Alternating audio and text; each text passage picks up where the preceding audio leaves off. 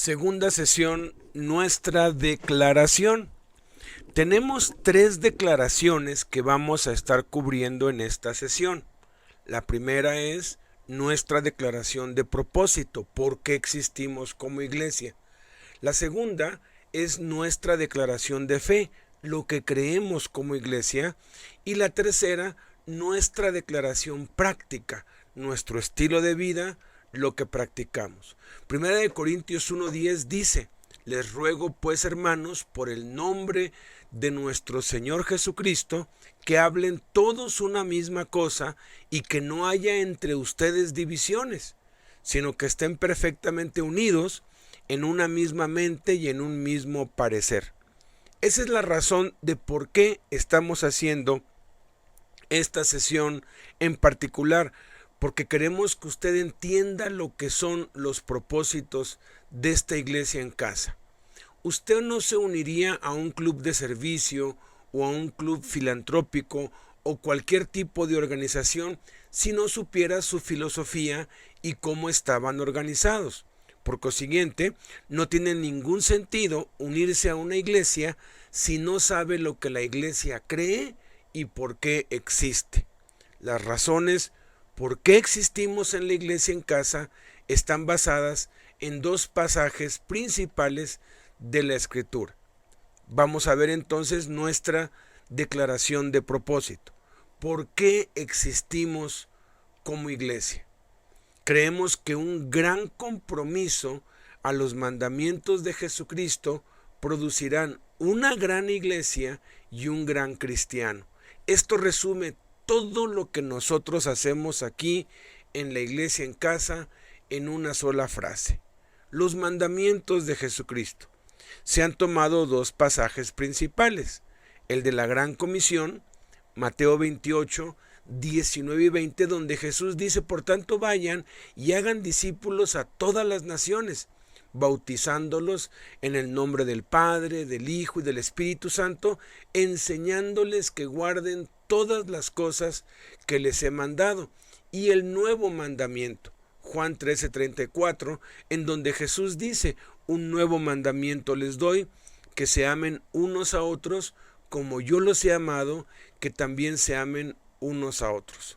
De la Gran Comisión tenemos: vayan y hagan discípulos, eso es evangelismo. Bautizándolos, eso es comunión, incorporarlos al compañerismo. Enseñándoles todas las cosas que les he mandado, eso es discipulado. Del nuevo mandamiento, que se amen unos a otros, eso es ministerio. Como yo los he amado, eso es adoración. Amamos a Dios porque Él nos amó primero. Y es interesante que la gran mayoría ignora los mandamientos de Jesucristo. Jesucristo dio más de 250 mandamientos en los evangelios, y si nosotros clasificásemos todos esos mandamientos, podríamos claramente ver que están dentro de cada uno de estos 5 propósitos, o están en el evangelismo, o en el compañerismo, o en el discipulado, o en el ministerio, o en la adoración.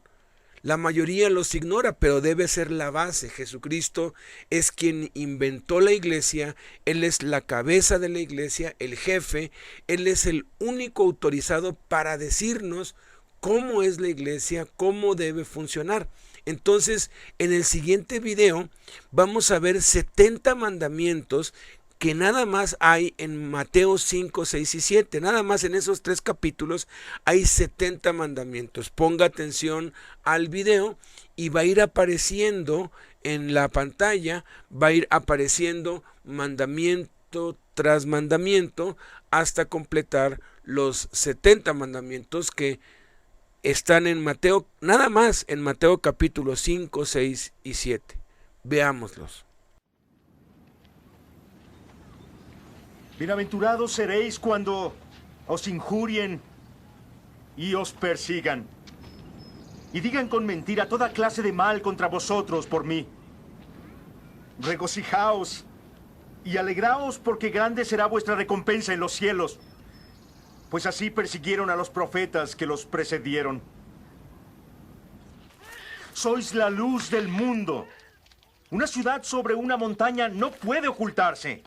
Ni se enciende una lámpara y se pone bajo el celemín. Se pone sobre el candelero,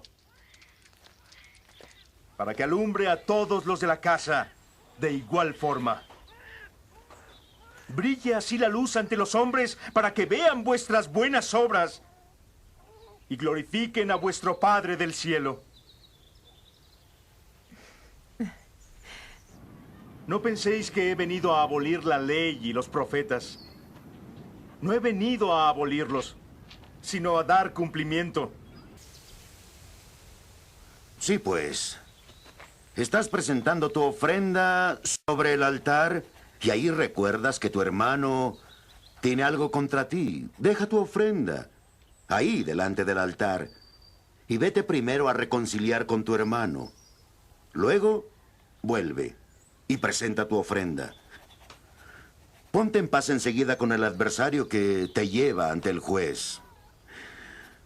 No sea que mientras ustedes van por el camino, tu adversario te entregue al juez, el juez te entregue al alguacil y te encarcelen. Y en verdad te digo, no saldrás hasta haber pagado el último céntimo. Habéis oído que se dijo que no cometerás adulterio. Pues yo os digo, todo el que mira a una mujer codiciándola ya ha cometido adulterio con ella en su corazón. Si tu ojo derecho es ocasión de pecado, sácatelo y arrójalo de ti. Más te conviene que se pierda uno de tus miembros a que todo tu cuerpo sea arrojado a la ajena. Si tu mano derecha te es ocasión de pecado, córtatela y arrójala de ti. Más te conviene perder una parte de tu cuerpo a que todo tu cuerpo vaya a la ajena. También se dijo, aquel que repudia a su mujer deberá de darle un acta de divorcio. Pues yo os digo que todo aquel que repudia a su mujer, excepto por causas de fornicación, ocasiona que sea una adúltera. Y aquel que se case con una repudiada comete adulterio.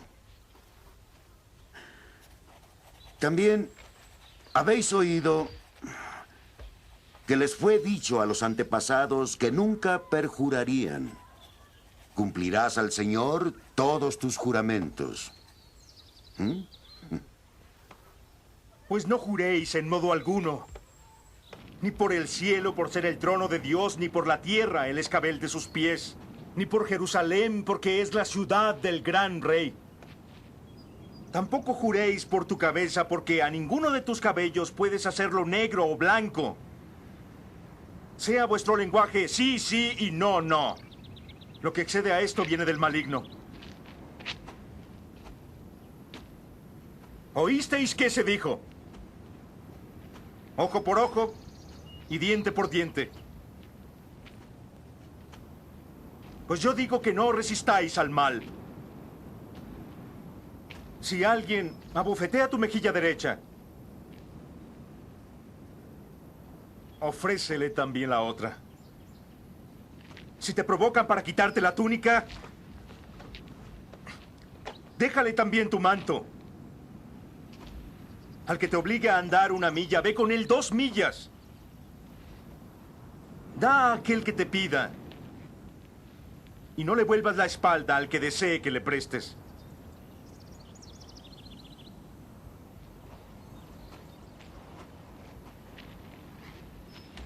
¿Habéis oído que se dijo, amarás a tu prójimo, odiarás a tu enemigo?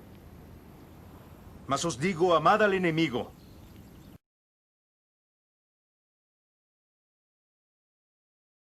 Y rogad por los que os persigan, para que seáis hijos de vuestro Padre Celestial, que hace salir su sol sobre malos y buenos, y llover sobre los justos y los injustos.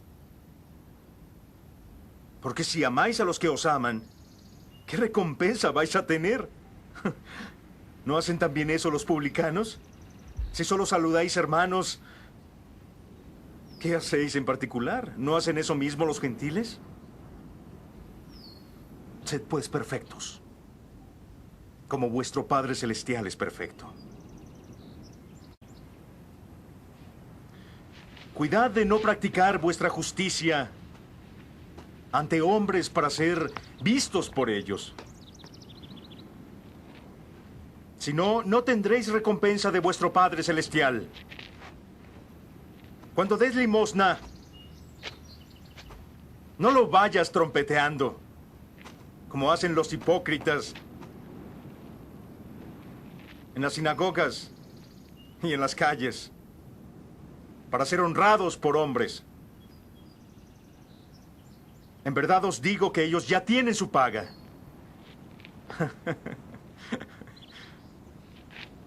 Cuando tú des limosna,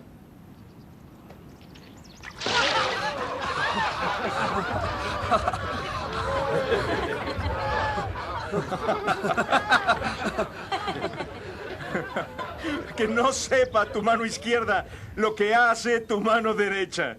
Así tu limosna quedará en secreto. Y tu Padre que ve lo que en secreto se hace, te recompensará.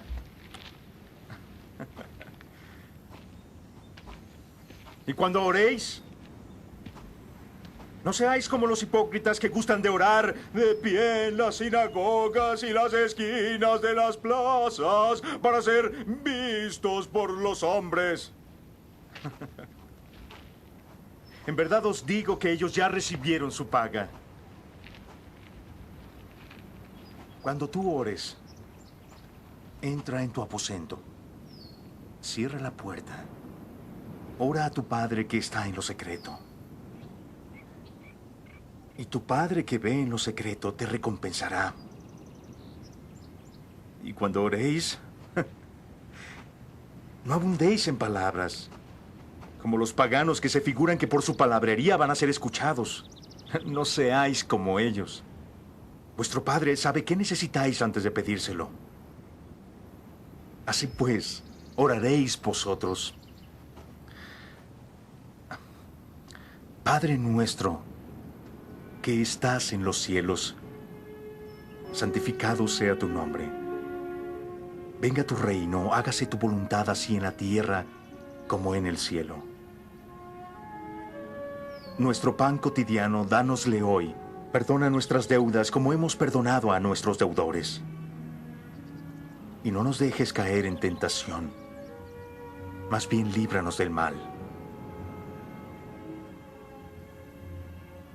Si perdonáis a los hombres cuando ellos os ofendan, nuestro Padre Celestial también os perdonará. Pero si no perdonáis a los hombres, vuestro Padre no os perdonará. Cuando ayunéis, no os pongáis sombríos como los hipócritas, porque desfiguran su rostro para que los hombres vean que ayunan. En verdad os digo que ya han recibido su recompensa. Cuando ayunes, perfuma tu cabeza y lava tu rostro, para que no sean los hombres los que vean que estás ayunando, sino solo tu Padre que está en lo secreto. Y tu Padre que ve en lo secreto te recompensará.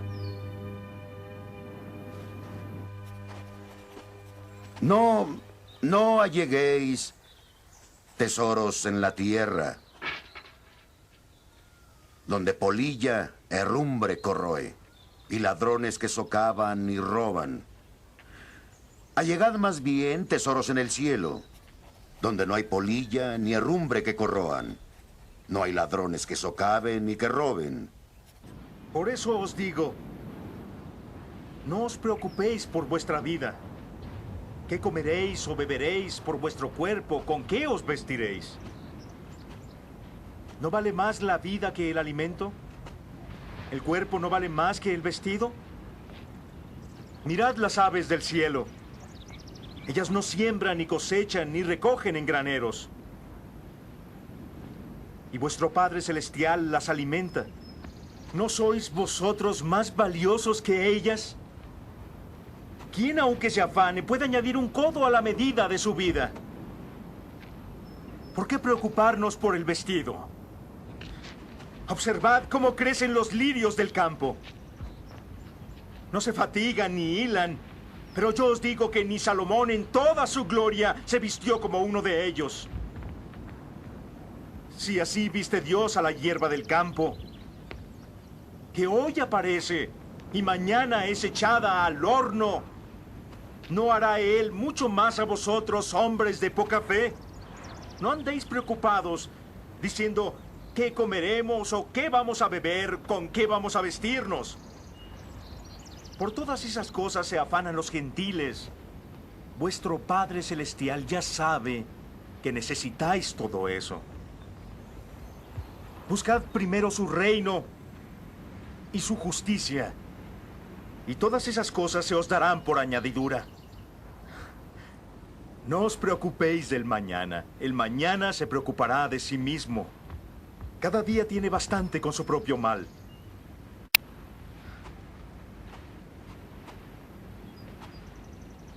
No juzguéis, para que no seáis juzgados. Porque con el juicio con que juzguéis, seréis juzgados. Y la medida que usáis, se usará para vosotros.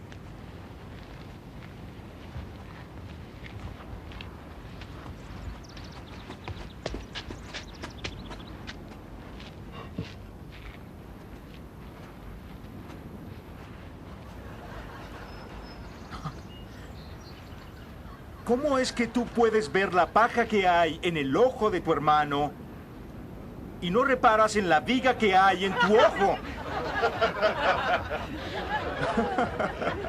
¿Cómo puedes decir a tu hermano, déjame quitar la paja de tu ojo, mientras hay una viga en tu propio ojo? ¡Oh, hipócrita!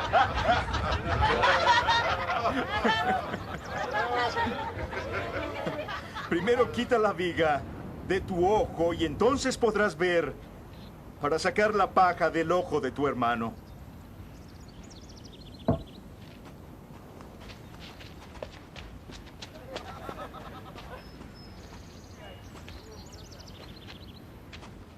No deis a los perros lo que es santo,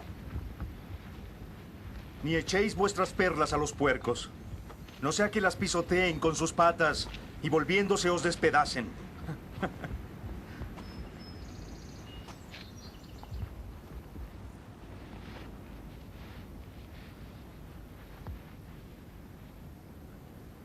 Pedid, y de seguro se os dará. Buscad, y encontraréis. Llamad, y la puerta se os abrirá. Porque todo aquel que pide, recibe. Y el que busca, encuentra. Y a aquel que llama,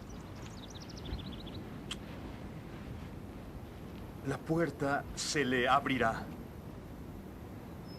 ¿Hay alguno que al hijo que le pide pan le dé una piedra? ¿O si le pide un pez, le dé una culebra? Si vosotros, siendo malos, sabéis dar cosas buenas a vuestros hijos, ¿cuánto más vuestro Padre en los cielos dará cosas buenas a los que las pidan? Todo cuanto queráis que os hagan otros, hacedselo vosotros a ellos. Porque esta es la ley y los profetas. Entrad por la puerta estrecha, porque ancha es la entrada y espacioso el camino que lleva a la perdición, y muchos entrarán por ella. Qué estrecha es la senda y qué angosto el camino que lleva a la vida, y solo pocos lo encuentran. Guardaos de falsos profetas que vienen a vosotros con disfraz de oveja, pero por dentro son lobos rapaces. Por sus frutos los conoceréis. Nuestra iglesia existe entonces por 5 razones. Primera razón, existe para celebrar la presencia de Dios por medio de la adoración. Segunda razón, existe para comunicar la palabra de Dios por medio del evangelismo. Tercera, existe para educar al pueblo de Dios a través del discipulado. Existe una cuarta razón, para incorporar a la familia de Dios a través del compañerismo y para demostrar el amor de Dios a través del ministerio. Celebrar, comunicar, educar, incorporar, demostrar. 5 propósitos. Vamos a ver uno por uno brevemente. Primero, existimos para celebrar la presencia de Dios. Esta es la adoración. La adoración es la prioridad número 1 de nuestra iglesia porque es la prioridad número 1 para nuestras vidas. Nosotros no fuimos creados, no fuimos hechos para tener buenos trabajos o carreras o ser famosos o crecer jardines bonitos o tener aficiones fabulosas. Fuimos creados para tener una relación con Dios. Fuimos hechos para tener compañerismo con Dios. Si nosotros no nos constituimos de eso, eso debe ser el propósito número 1 para nuestras vidas. Y ya que es el propósito número 1 para nuestras vidas, ya que la iglesia se compone de personas, porque la iglesia son personas reunidas, no un edificio, entonces ese es el propósito número 1 para nuestra iglesia. La adoración expresa nuestro amor hacia Dios. Jesús dijo en Mateo capítulo 4, versículo 10, al Señor tu Dios adorarás y solo a Él servirás. Muchos cristianos se animan realmente sirviendo a Dios, muy entusiastas, pero en el proceso se olvidan que la adoración se le rinde a Dios primero, antes que el servicio. Si usted no está adorando a Dios primero, el servicio envejece y te acaba. Algunos dejan a Dios por el ministerio de Dios, dejan su primer amor. Y la adoración debe ser siempre lo principal, debe ser siempre el eje, debe ser siempre el propósito número 1 de nuestras vidas personales y también de la iglesia. En Juan 4, 23 al 24, Jesús nos lo dijo, porque es la razón por la cual existimos. Dice Jesús, los que de veras adoran al Padre, lo adorarán en espíritu y en verdad, porque el Padre busca a quienes lo adoren así.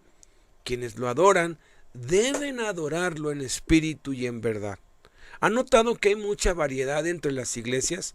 Algunas iglesias están muy llenas de emoción, botan alrededor, saltan, brincan, saltan encima de las sillas. A algunas personas les gusta, a otras no.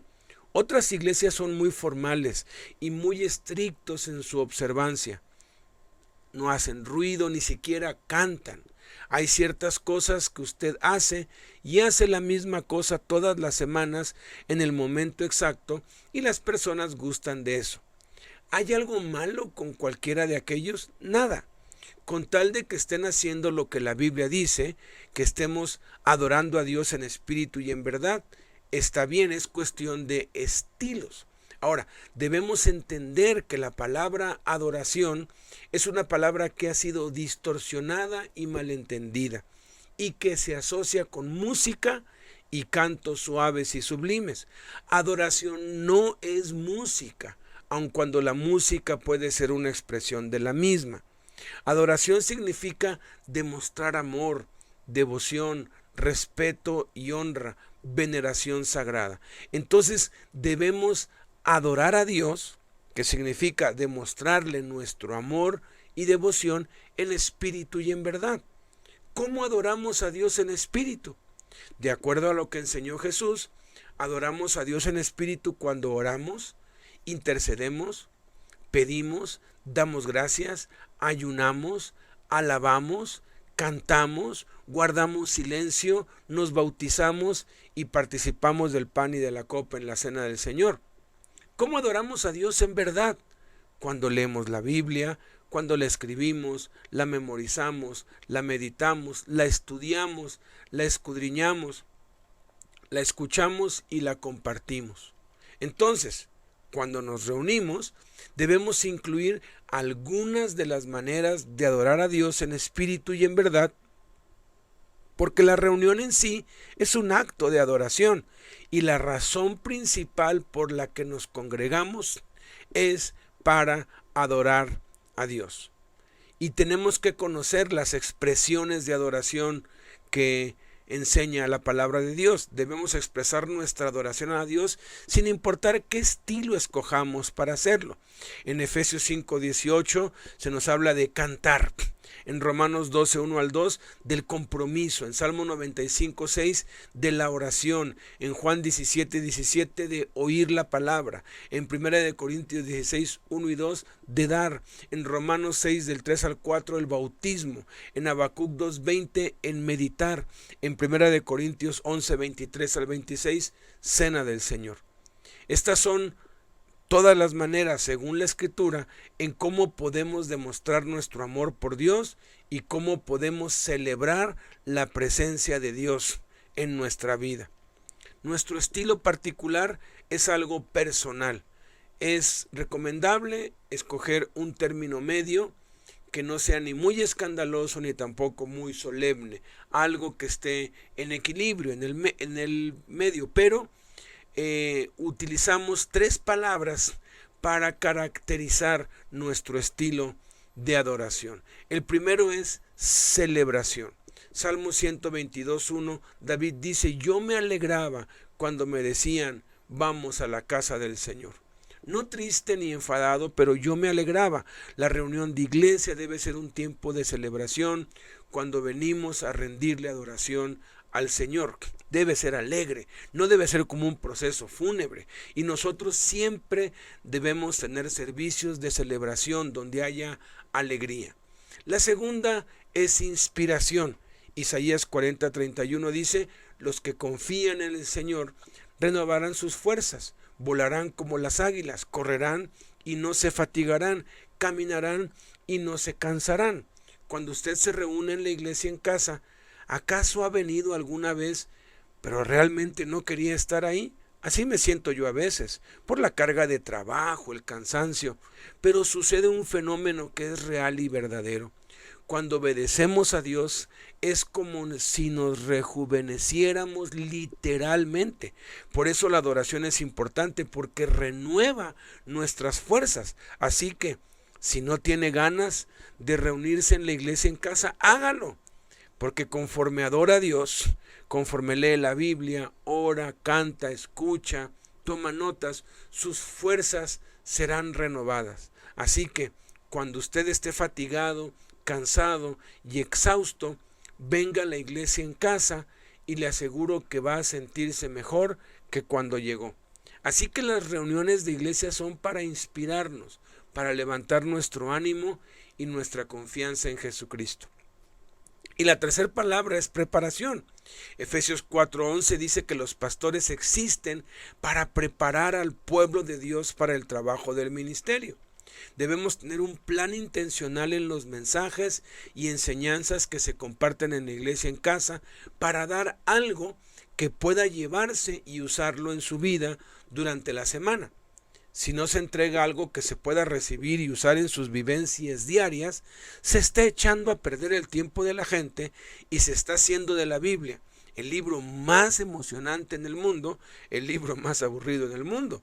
Así que usted va a venir y celebrar, va a ser inspirado y preparado en la iglesia en casa. Usted va a lograr algo de preparación para la vida diaria y para adorar a Dios de manera personal y privada cada día. Ese es nuestro propósito número 1 al celebrar la presencia de Dios, que usted después lo haga diariamente, a solas, en privado, en su aposento, en su lugar secreto, y que cada día celebre la presencia de Dios en lo íntimo con Dios. Segunda razón por la cual existimos para comunicar la palabra de Dios. La definición de evangelismo es compartir las buenas nuevas. Efesios 3:10 dice: Dios tuvo la intención de que ahora, por medio de la iglesia, se les dé a conocer la multiforme sabiduría de Dios a los gobernantes y a las autoridades en las regiones celestiales.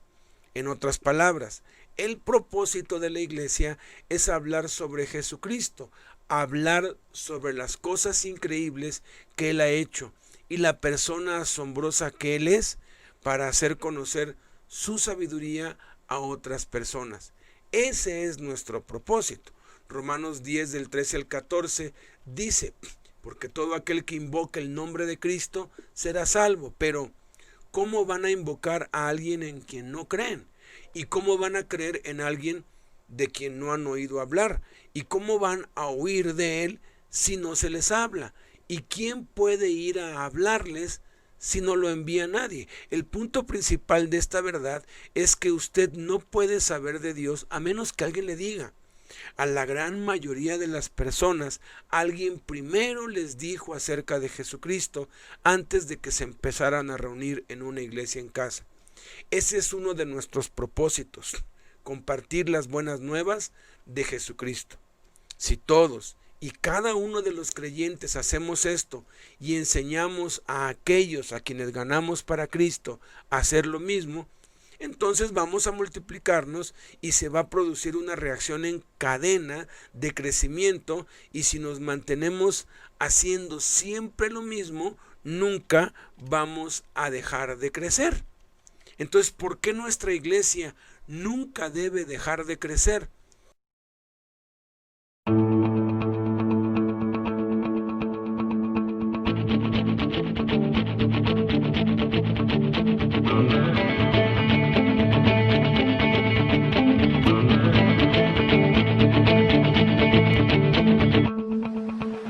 Miren a las naciones, contémplelas y quédense asombrados. Estoy por hacer en estos días cosas tan sorprendentes que no las creerán aunque alguien se las explique. Hay momentos en la historia de la vida de la iglesia donde Dios irradió luz por su reino en cierta región o país, comenzando con un nuevo movimiento. Pero no creo que a lo largo de todo ese tiempo hayamos tenido algo como lo que está aconteciendo ahora mismo, en donde Dios está derramando su luz y está hablándole a las personas de todo el planeta, en diferentes culturas, lenguas y estilos de vida. Pero el mensaje es el mismo. Pienso que es un prólogo a un despertar de gran escala global, el cual nunca antes ha sido visto desde los comienzos del primer siglo. La iglesia de Norteamérica, y de hecho, la iglesia alrededor del mundo, está atravesando grandes cambios sin precedentes alguno. Dios está llevando a su pueblo por un largo viaje, aunque siempre lo ha estado haciendo. Pero esto es más como un regreso a la sencillez. Por ejemplo, tomemos lo que sucedió en China entre 1949 y mediados de la década de los 80. Los cristianos fueron activamente perseguidos por el gobierno. Fueron expulsados de sus locales y sitios de reuniones.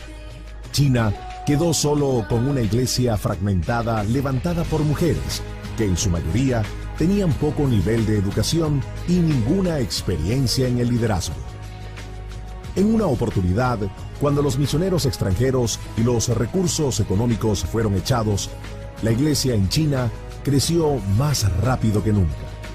La iglesia se reunía en sótanos y en hogares, y con la mayoría de los pastores encarcelados, los líderes laicos emergieron con una completa dependencia del Espíritu Santo. Similares explosiones de crecimiento de iglesias sencillas en los hogares están aconteciendo actualmente en la India, Indonesia, África y muchas otras naciones alrededor del mundo. Pero, ¿qué está pasando en Norteamérica? ¿La tierra de lo posible donde todo es más grande y mejor? Ralph Winter lo describió así: el fenómeno de la iglesia en casa podría ser revolucionario e inclusive puede que el regalo más valioso que las misiones puedan retornarle a la iglesia norteamericana sea un sentido renovado de familiaridad tal como Dios lo estableció. Y en la medida que así suceda, Dios continuará haciendo cosas similares en América. A pesar del asombroso y alentador crecimiento de las mega iglesias a lo largo de todo el país, los norteamericanos en general están dejando a un lado la iglesia tradicional. He tenido el privilegio de viajar por todo el país junto al ministerio Un Nuevo Amanecer. En muchas oportunidades lo que estamos viendo son estas, bien sea individuales o redes de iglesias en los hogares que están emergiendo repentinamente, independientes la una de la otra. Pero con frecuencia hallamos a estas personas que dicen cosas como: no sabíamos que alguien más estaba haciendo esto, nos sorprendimos cuando supimos que esto estaba sucediendo en todo el país. Fue en 1984 cuando el Señor le habló primero a mi esposo y después a mí. Nunca antes en nuestras vidas habíamos escuchado acerca de la iglesia en los hogares. ¿Cuántas veces hemos leído acerca de esto y nunca lo habíamos discernido? Estábamos sentados orando y Dios nos dijo: lleven mi iglesia de vuelta a los hogares donde están las personas. Allí es donde todo comienza. Fuimos a nuestro local de reuniones un día sábado para preparar todo para el servicio del día domingo. Teníamos solo 20 personas y parecía difícil trabajar con un esquema de iglesia con solo 20.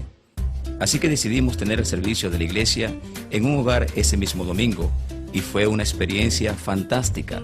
Así que volvimos a hacerlo al siguiente domingo y posteriormente el otro domingo y nos dimos cuenta que así es como debíamos ser como iglesia.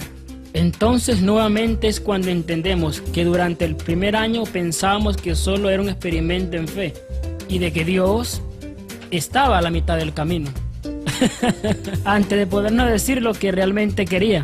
Actualmente podemos decir que esto sí que es el verdadero asunto.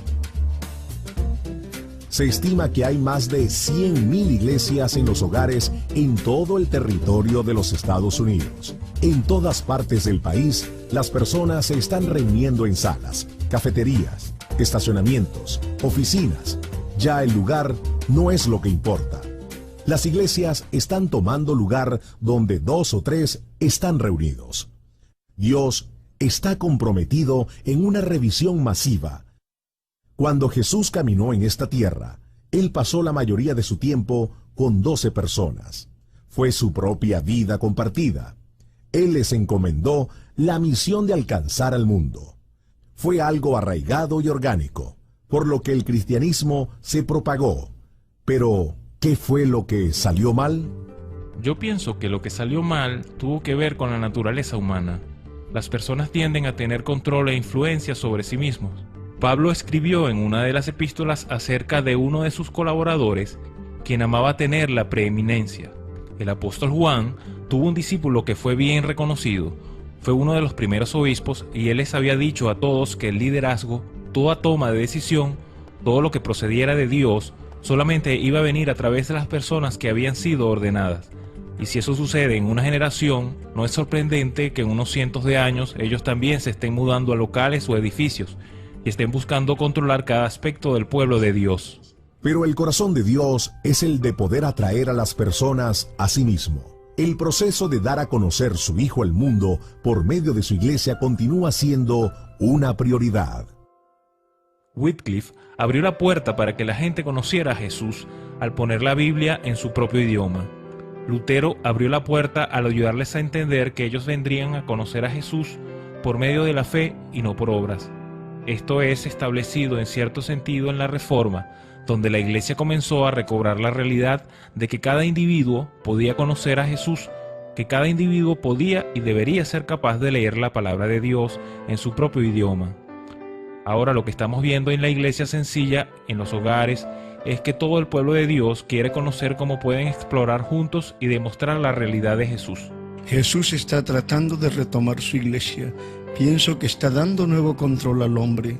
500 años atrás, como sabemos, Dios devolvió la Biblia a personas comunes. Alguien ha dicho recientemente que han sido 500 años en la Segunda Reforma, en tal sentido que Dios ahora está retornando a la iglesia a personas comunes. Entonces, ¿qué era lo grandioso acerca de la forma de cómo se desarrollaba la iglesia en el Nuevo Testamento? Dios ha estado derramando nueva luz sobre las Escrituras y está dando franca revelación a su pueblo. Bíblicamente, esto tiene que ver con un estilo de vida, que es el estilo de vida de Jesús, que está ejemplificado en las actividades que no encuentro dentro de los locales de la iglesia.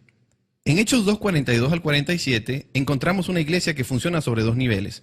El nivel más grande es básicamente el correspondiente al modelo de ciudad, donde todos se reúnen y exaltan al nombre de Cristo. En esta clase de ciudad, Jerusalén, por ejemplo, encontramos un tipo de enseñanza apostólica, de unidad, gente que viene a Cristo, emotividad, pero por otro lado entonces vemos el modelo pequeño, el cual llamamos de casa en casa, donde las personas hacen cosas que no podrían hacer en un local o edificio más grande, lo cual les resultaría casi imposible. Mientras Dios permita a la gente ser la iglesia 24 horas al día, Él claramente está dando varias razones por las que Él quería que las cosas fueran sencillas desde el principio.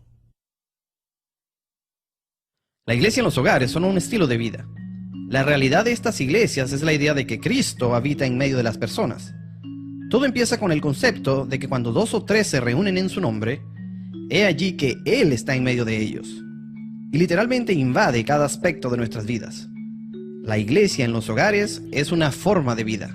Pienso que el corazón del hombre fue creado para poder relacionarse. El corazón humano es creado para la autenticidad y anhela ser valorado. El ministerio de iglesias en casas provee esto. Cuando te acercas a una familia como esta, la cosa más grande es que estoy lo suficientemente cerca para conocer tu vida. Y si algo te afecta, solo porque yo conozco tu vida, también me afecta a mí porque formo parte de tu vida.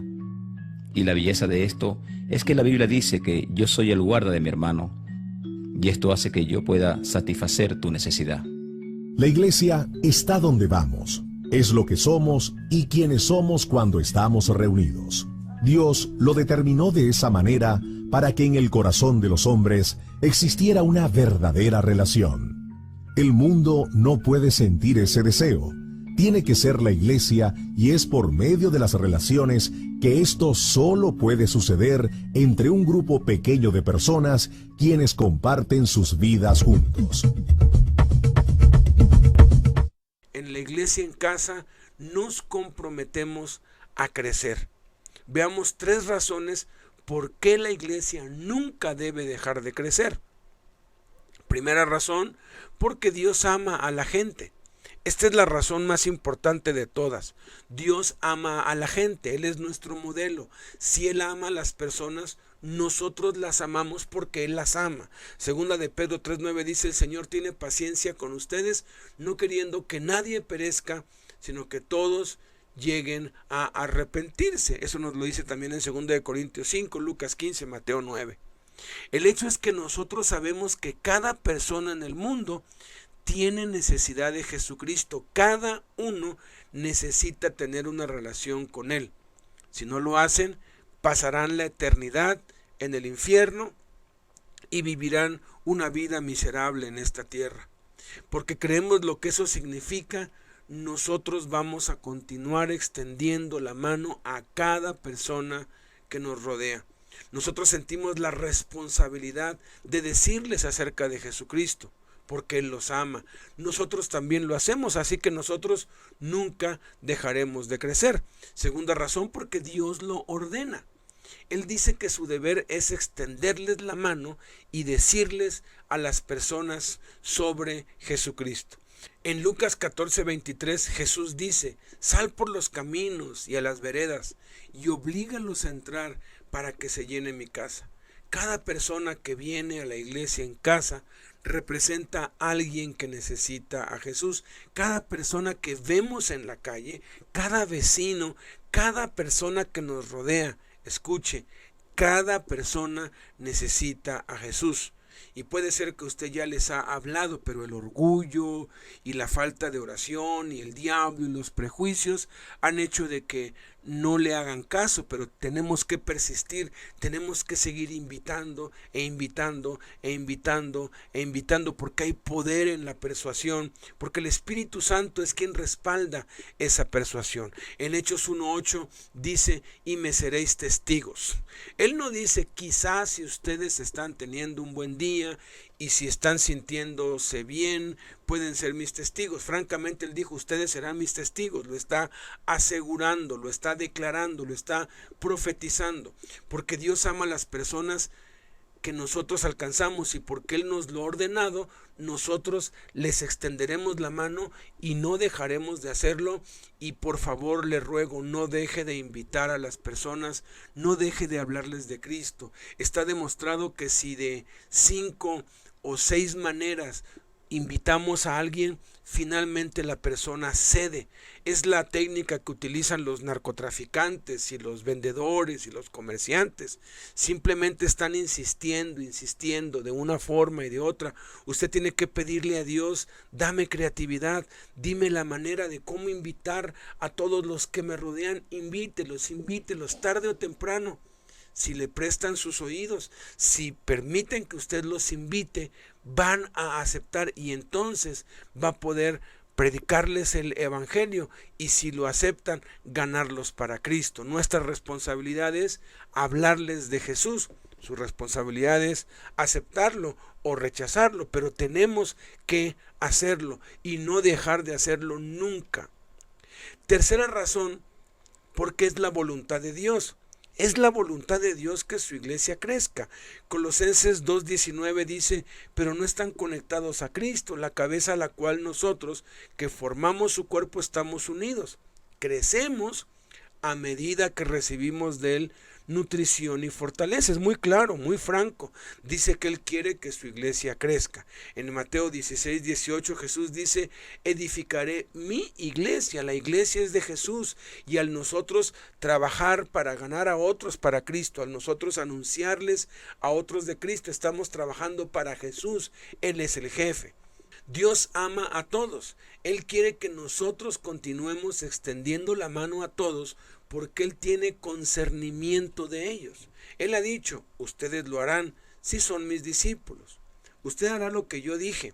Usted compartirá su fe. Crecimiento es la voluntad de Dios.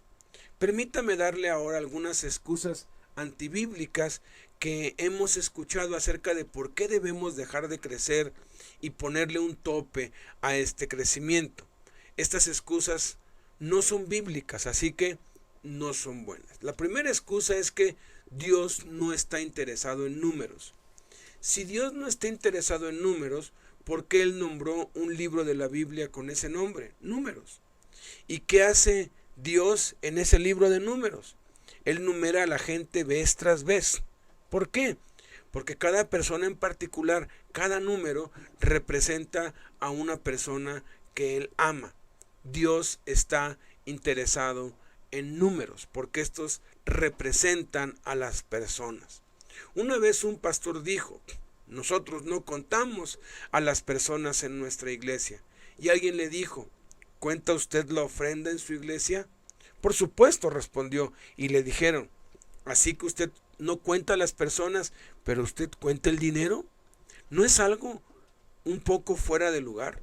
El punto es obviamente que las personas son importantes y las contamos porque a Dios le importamos todos y cada uno.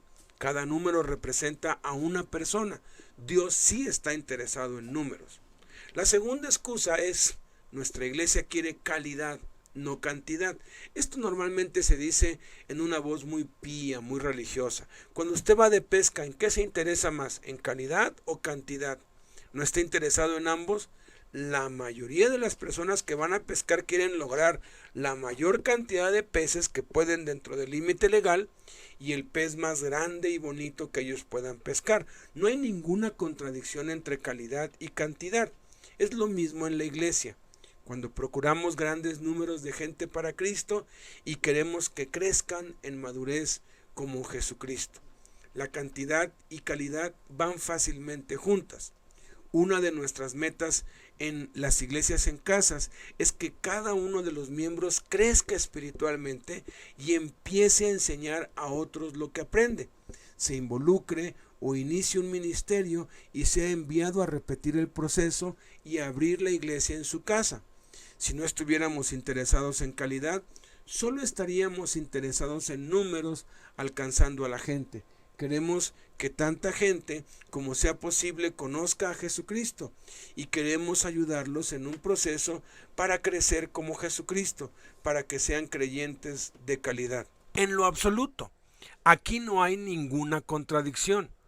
¿Cuántos de ustedes no fueron primogénitos en su familia? Que si sus padres hubieran dicho, ya tenemos un niño de calidad, no necesitamos más, muchos de nosotros no existiríamos. ¿Qué si estuviera acampando con sus 3 niños y perdiera de vista a los 3 porque se quedó dormido? De pronto no los ve, saldría a buscarlos desesperadamente. Y si encuentra a uno de ellos, ¿acaso diría, mi amor, ya te encontré, no necesitamos buscar más, he encontrado un niño de calidad? ¿Seríamos felices con eso? De ninguna manera. ¿Lo haría usted? Por supuesto que no. ¿Por qué? Porque no descansaríamos hasta encontrar a los 3. De igual manera Dios, no hay ninguna contradicción entre la calidad y la cantidad. Tercera, otra razón, otra excusa que hemos oído es que las iglesias grandes son impersonales.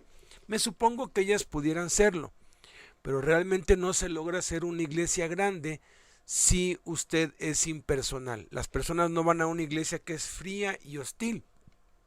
Normalmente son las iglesias pequeñas que son de esa manera, en lugar de las iglesias grandes. Las iglesias grandes logran ser grandes porque son amistosas y se preocupan por las personas. Nosotros debemos con todo el corazón y sinceramente en Cristo saludar afectuosamente a cada visitante y hacerle sentir bienvenido e importante. Aún en las reuniones grandes, cada asistente pertenece a una iglesia en casa y sabe que es importante para Cristo y para todos. Una de las maneras de cómo nos protegemos contra la impersonalidad es que creemos que nuestra iglesia debe crecer grande y pequeña al mismo tiempo.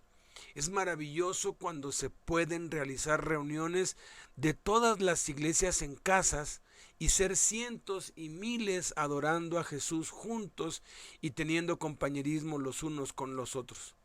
Pero esas reuniones no son la reunión principal, sino las reuniones en las casas que son cada semana. Sin embargo, es saludable y aconsejable que al menos una vez al año o cada 3 meses o una vez al mes se haga una reunión de todas las iglesias en casas juntas. Cada líder de iglesia debe ser guiado por el Espíritu Santo en este aspecto.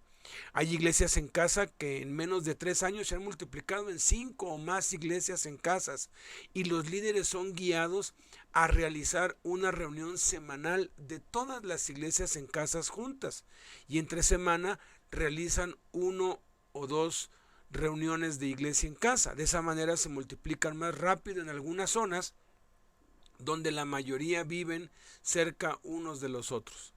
En otros casos, los líderes de las iglesias son guiados a realizar una reunión mensual y en otros escenarios, cuando la expansión se ha dado grandemente, una reunión anual, donde asisten miles, como sucede actualmente en Corea, Ghana y Brasil, que se han llenado estadios de fútbol para una reunión de todas las iglesias en casas debido a que no hay lugar donde quepan todos los que se reúnen en las casas. Jesús dijo en Mateo 24:14, y será predicado este evangelio del reino en todo el mundo para testimonio a todas las naciones y entonces vendrá el fin. Tercera razón por la cual existimos para educar al pueblo de Dios. Esto es discipulado.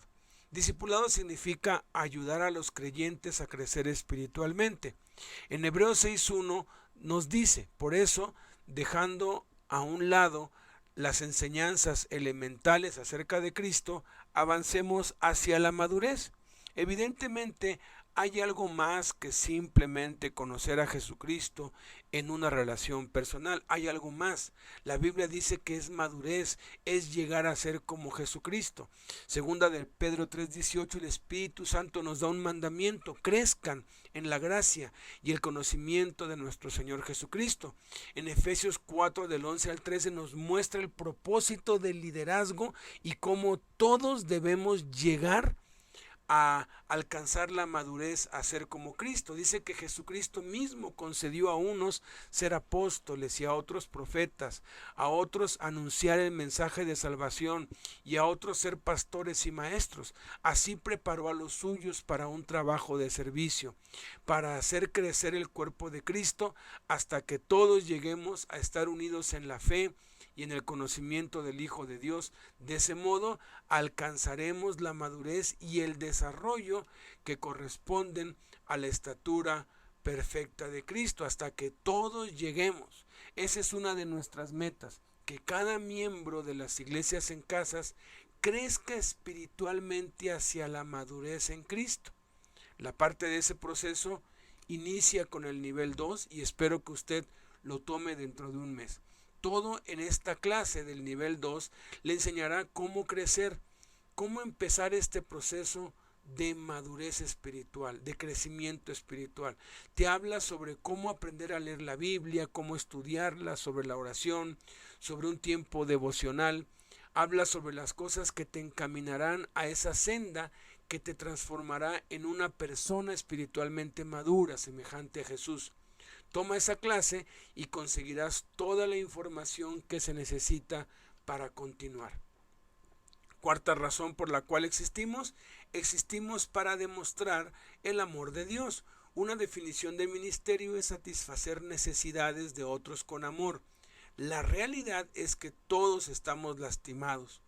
Todos tenemos una o más heridas, todos tenemos una batalla o varias batallas. No importa qué tan bien se ve usted, no importa si sus zapatos hacen juego con su bolso, no importa si usted tiene una gran casa y un gran automóvil y un gran trabajo, no importa realmente si todas esas cosas están en su lugar, porque en alguna parte en tu vida hay una herida, una necesidad, una batalla. Parte de la razón del por qué la iglesia en casa existe es para ayudar a satisfacer esas necesidades con amor. No solo las necesidades de los que están congregándose en las iglesias en casas, pero también las de la comunidad donde nosotros sabemos que las personas están sufriendo y están muriendo. Así que uno de los propósitos de nuestra existencia es demostrar el amor de Dios, satisfacer necesidades. Jesús lo dijo en Juan 13:35. En esto conocerán todos que son mis discípulos, si tuvieran amor los unos con los otros. Eso lo ratifica en 1 de Juan 3, Mateo 25, Hebreos 13 y Romanos 12. Jesús podría haber pensado en todo tipo de razones, todo tipo de consigna para sus discípulos y tenía la oportunidad para decirles: así es como quiero que ustedes sean conocidos. Él no dijo a sus discípulos: quiero que sean conocidos por su predicación fabulosa, quiero que sean conocidos por lo bien que visten, quiero que sean conocidos por los templos o edificios bonitos que construyen. No, Él dijo: quiero que adquieran una reputación en este mundo como personas que aman. Si algún día los líderes de iglesias en casas de alguna zona necesitan un edificio en vez de estar alquilando un salón para las reuniones semanales o mensuales, si fuera el caso y tuvieran que adquirirlo, adquieran algo práctico pero muy austero, totalmente austero. A todos les gusta mirar cosas realmente bonitas. No gasten una tonelada de dinero para comprar o construir un edificio muy esplendoroso. Escojan no hacerlo así, porque no debemos querer ser conocidos como esta gran iglesia tan maravillosa. Tienen que ir a verla. No. Debemos anhelar ser conocidos por algo que durará mucho más tiempo. Debemos querer que las personas que nos rodean sepan que las iglesias en casa son lugares de amor, casas donde usted ama, casas donde usted puede expresar amor, casas donde puede mitigar necesidades y donde puede aliviar sus necesidades. Es más importante ser conocido como personas que aman que como personas que tienen un gran edificio. Y si necesitamos algún edificio para las reuniones de todas las iglesias en casas, que no sea el edificio, que no sea la construcción que llame la atención, sino las personas, nosotros, que pase desapercibido, que sea cualquier lugar muy austero, pero que lo que resalte allí sea el amor y nuestra pasión y nuestra entrega y dedicación a Jesucristo y a su palabra. El eje de la iglesia es pues nuestro ministerio. Cada miembro necesita ser parte de uno. El latido del corazón de las iglesias en casas es el ministerio.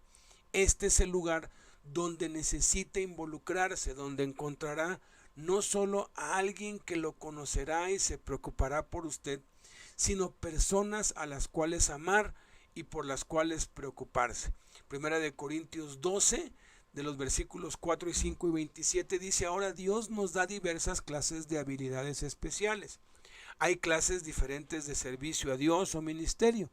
Todos ustedes juntos forman el cuerpo de Cristo y cada uno de ustedes es parte separada y necesaria de Él. Una de las metáforas favoritas en la Biblia para la iglesia que es un cuerpo.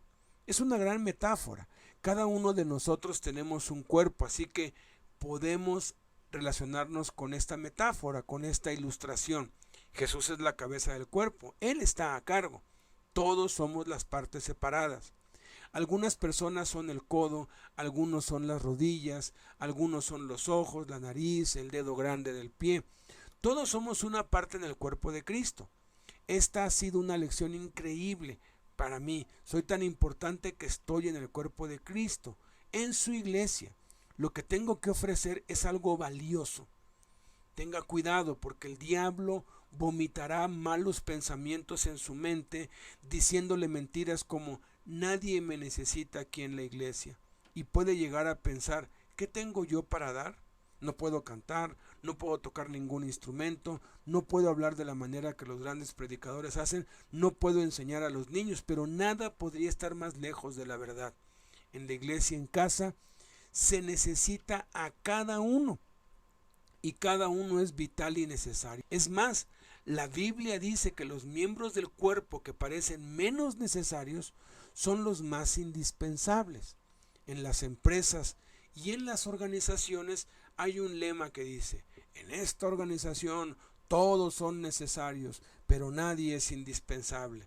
En la iglesia en casa no es así, sino que el lema es: en esta iglesia todos son necesarios, y los que piensan que son los menos necesarios son los más indispensables. Aquí no hay alguien que no sea indispensable, todos sin excepción somos indispensables.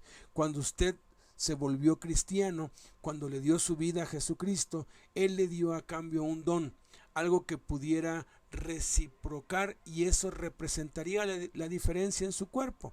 La verdad es que Dios usa a las personas ordinarias. Él escoge a las personas como tú y como yo para que hagamos su voluntad en lo que Él ordena.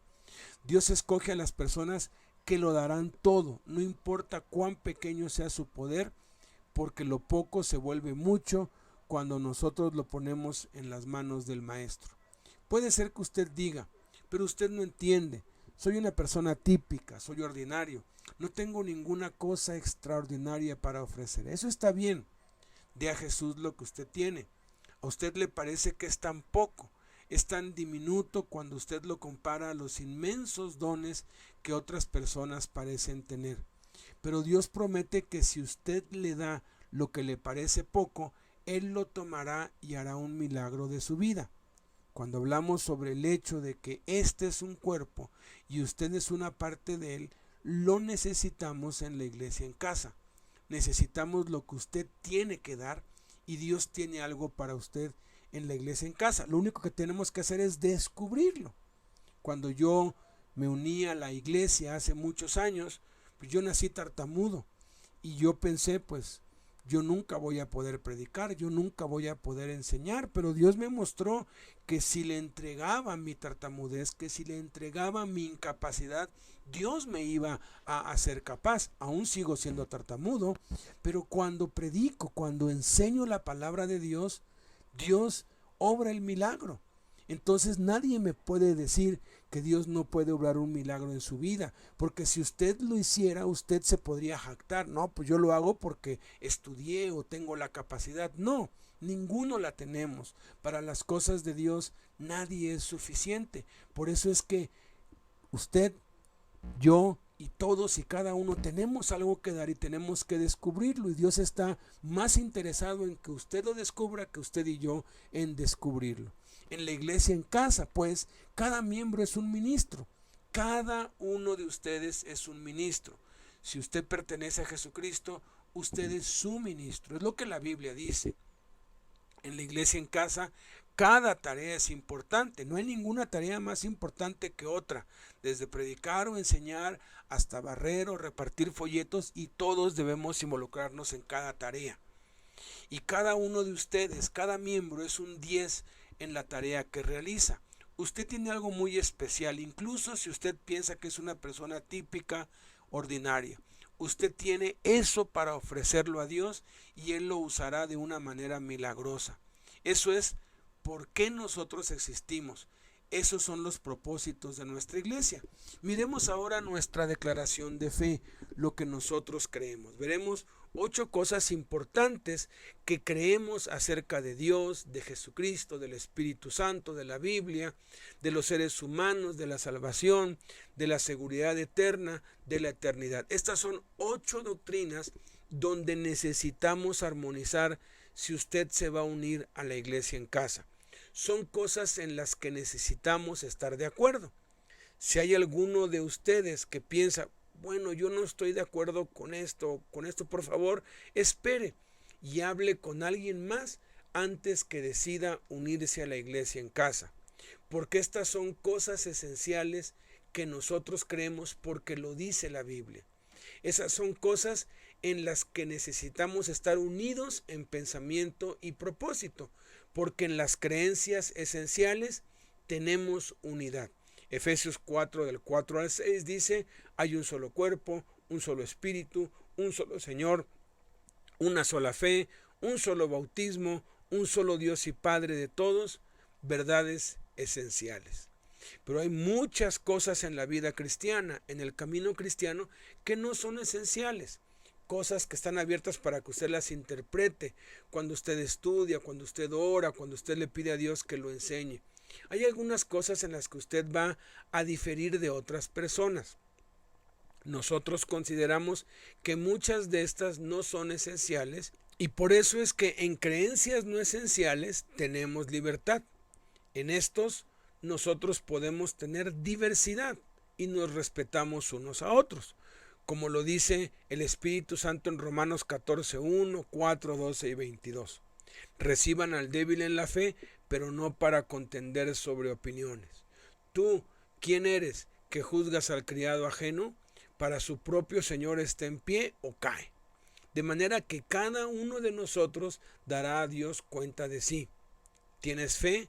Tenla para contigo delante de Dios. Por ejemplo, algunas personas preguntan, ¿es esta una iglesia carismática? ¿Las iglesias en casa son carismáticas? Bueno, las iglesias en casas no son carismáticas, pero no somos anticarismáticos. Hay personas en las iglesias en casas que son muy carismáticas, que practican el hablar en lenguas y creen que eso es una parte esencial de su fe y de su andar con Dios. Hay personas que piensan que eso es espantoso y no quieren que alguien se les acerque haciéndoles o pidiéndoles u obligándoles a que hablen en lenguas. Nosotros no creemos que hablar en lenguas es esencial para la salvación. No es ninguna de las 8 verdades esenciales. Es uno de los dones espirituales que Dios da, que el Espíritu Santo da a quien Él quiere, y es muy bueno. Nosotros decimos, usted tiene libertad.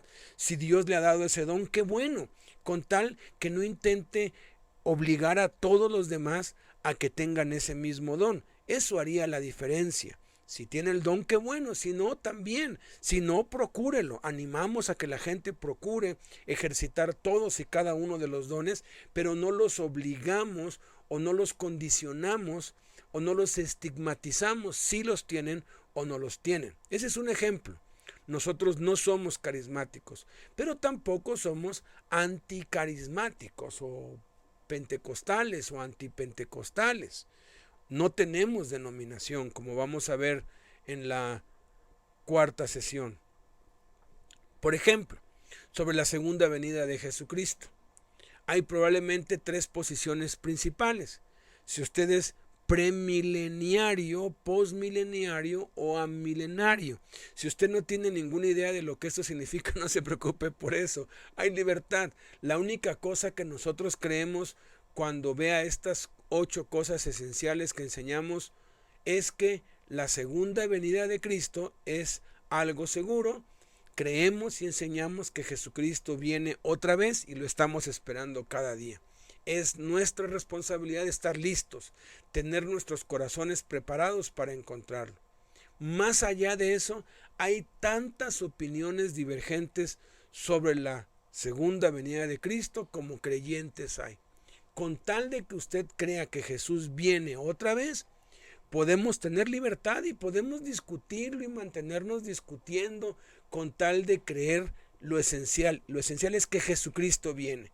Si viene antes de la gran tribulación, a la mitad, al final, si viene antes del anticristo, después, eso ya son cuestiones de opinión. La verdad esencial es Jesucristo viene otra vez. El punto es, en cosas esenciales tenemos unidad. Hay 8 cosas en las que necesitamos estar de acuerdo si desea unirse a la iglesia en casa. Hay muchas otras cosas que están abiertas a la interpretación y nosotros tenemos libertad en aquellas. Cuando alguien me habla de eso, le digo, está bien, qué bueno que crees eso, yo creo otra cosa. Pero cuando alguien me dice algo contrario a lo esencial, por ejemplo, que Jesucristo no es Dios, ahí sí me tomo el tiempo y le digo, ¿cuándo nos podemos ver unas 2 o 3 horas para demostrarte con la Biblia que Jesucristo sí es Dios? Porque en eso sí debemos estar totalmente de acuerdo, porque es una verdad esencial para nuestra salvación. Entonces, en nuestras creencias tenemos caridad, tenemos amor. Mire lo que dice 1 Corintios 13:2. Si tengo el don de profecía y entiendo todos los misterios y todo el conocimiento y tengo una fe que logra trasladar montañas, pero no tengo amor, no soy nada. Usted puede ser teológicamente correcto y puede estar bien preparado en Apocalipsis sobre quién es la bestia y quién es el caballo rojo y qué son las copas y lo que la trompeta final es y cuándo esto ocurre. Y usted puede tener bien deducido el libro de Daniel, pero si no eres una persona amorosa y afectuosa, eso no importa nada. En resumen, tenemos unidad en las cosas que importan y que nos permiten libertad en las cosas que no son tan importantes. Y sobre todo, nos relacionamos entre nosotros con amor. Usted va a encontrarse con algunas personas en las iglesias en casa que no le van a gustar. Va a encontrarse con algunas personas que pueden herir sus sentimientos intencional o involuntariamente. Usted puede encontrar a personas que toman crédito por una idea que era suya. Puede ser que usted no reciba crédito por algo que usted hizo y trabajó arduamente. Esto lo hiere. Usted puede encontrar a algunas personas que son molestas. ¿Por qué? Porque la iglesia en casa simplemente está compuesta de personas como tú y yo, imperfectos, pecadores, salvos por la gracia de Dios, que cometemos errores. Usted tiene que tomar una decisión si va a unirse a la iglesia en casa. Y es que usted tendrá un corazón amoroso hacia aquellos que conozca y va a tener la voluntad de reconciliación y perdón si es necesario. Usted va a necesitarlo, va a necesitar aprender a perdonar y a tener la voluntad de hacerlo si usted se va a unir a la iglesia en casa. Nosotros no queremos que las personas se unan a las iglesias en casas si no tienen la voluntad para pasar por ese proceso. Si decide unirse, venga con una actitud que dice, si me encuentro con un problema, cuando me encuentre con el problema, cuando me encuentre con dificultades, cuando me encuentre con situaciones que no me agradan, yo prometo ante Dios hacer lo que la Biblia dice, hacerlo con un corazón amoroso hacia la reconciliación y el perdón. Durante un juicio participan varios testigos.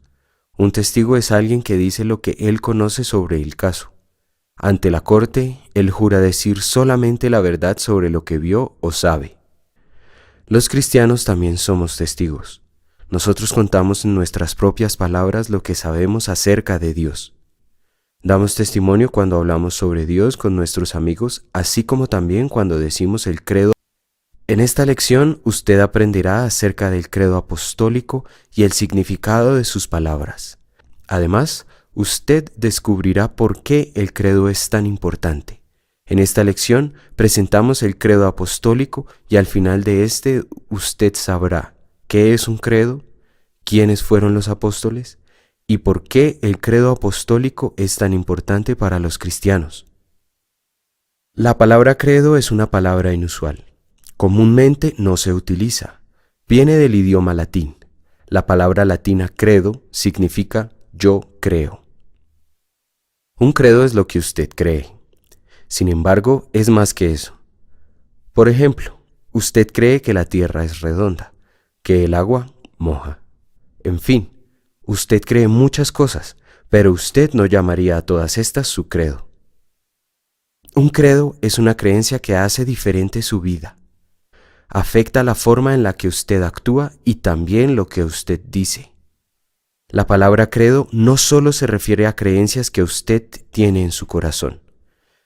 También se puede referir a una declaración escrita de lo que usted cree.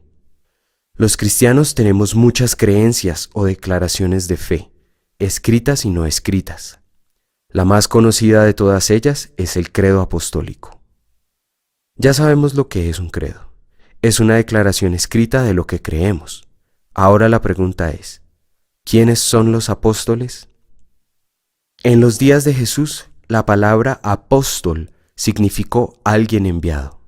Por ejemplo, un apóstol pudo haber sido un mensajero enviado por un rey, con un mensaje que él quería que su pueblo conociera. El rey enviaría a sus apóstoles por todo su reino para anunciar este mensaje. Jesús escogió a 12 de sus seguidores para ser sus apóstoles. Algunas veces nos referimos a ellos como los 12 discípulos. La palabra discípulo significa seguidor. En ocasiones, Jesús los envió a las aldeas que él había planeado visitar para que hablaran con la gente acerca de él, preparándolos así para su llegada. Cuando Jesús volvió al cielo, él quiso que los 12 discípulos continuaran siendo sus apóstoles. Él les encomendó llevar su mensaje a todo el mundo y les prometió que Dios estaría con ellos. Dios se encargó de que llevaran el mensaje correcto y de que no cometieran errores cuando predicaron y escribieron lo que Jesús dijo e hizo por nosotros. Ellos escribieron esas cosas en la sección de la Biblia llamada el Nuevo Testamento. Los 12 apóstoles no escribieron el credo apostólico, sino que este fue escrito después de que ellos murieron. No obstante, se llama credo apostólico porque es una declaración de algunas de las creencias que ellos enseñaron en la Biblia. Creemos lo que los apóstoles dijeron y escribieron. Hay 2 razones por las cuales este credo es muy importante para nosotros los cristianos. La primera razón es que es de gran ayuda saber de memoria esta corta declaración de nuestras creencias. Alguien querría saber lo que usted cree. Algunos cristianos pueden tener dificultad al responder. Creemos las cosas que están escritas en la Biblia y probablemente no podemos recitarla toda. También puede ser difícil tener todas las creencias acerca de Dios en un orden apropiado. No necesitamos recitar toda la Biblia. Tenemos el credo apostólico. Es un resumen de nuestras creencias cristianas. Da una buena respuesta a la pregunta: ¿qué cree usted acerca de Dios? Hay otra razón por la que el credo apostólico es tan importante para nosotros los cristianos. Es una oportunidad para agradecerle todo lo que Él ha hecho por nosotros. Sabemos que estamos unidos por nuestras creencias. Dios nos ha hecho una sola familia. Compartimos el mismo credo, es decir, las mismas creencias acerca de Él. Creo en un solo Dios, Padre Todopoderoso, Creador del cielo y de la tierra, de todo lo visible y lo invisible. Creo en un solo Señor, Jesucristo, Hijo único de Dios, nacido del Padre antes de todos los siglos, Dios de Dios, luz de luz, Dios verdadero de Dios verdadero, engendrado, no creado, de la misma naturaleza del Padre, por quien todo fue hecho, que por nosotros, los hombres, y por nuestra salvación, bajó del cielo, y por obra del Espíritu Santo, se encarnó de María, la Virgen, y se hizo hombre, y por nuestra causa fue crucificado en tiempos de Poncio Pilato, padeció y fue sepultado, y resucitó al tercer día, según las Escrituras, y subió al cielo, y está sentado a la derecha del Padre, y de nuevo vendrá con gloria para juzgar a vivos y muertos, y su reino no tendrá fin. Creo en el Espíritu Santo, Señor y dador de vida, que procede del Padre y del Hijo, que con el Padre y el Hijo recibe una misma oración y gloria, y que habló por los profetas. Creo en la Iglesia, que es una santa y apostólica. Confieso que hay un solo bautismo para el perdón de los pecados. Espero la resurrección de los muertos y la vida del mundo futuro. Amén. Leamos, pues, nuestras creencias esenciales. Acerca de Dios. Dios es el creador y regidor del universo. Ha existido eternamente en tres personas: el Padre, el Hijo y el Espíritu Santo. Estos tres son iguales y un solo Dios. Y aquí tiene todas las referencias bíblicas. Segundo, acerca de Jesucristo. Jesucristo es el Hijo de Dios, es coigual con el Padre, vivió una vida humana sin pecado y se ofreció a sí mismo como el sacrificio perfecto por los pecados del mundo al morir en la cruz. Resucitó de entre los muertos al tercer día para demostrar su poder sobre el pecado y la muerte. Ascendió al cielo y volverá otra vez a la tierra para reinar como Rey de Reyes y Señor de Señores. Tercera verdad esencial acerca del Espíritu Santo. El Espíritu Santo es coigual con el Padre y el Hijo de Dios. Está presente en el mundo para hacer conscientes a los hombres de su necesidad de Cristo Jesús. Vive en cada cristiano desde el momento de la salvación.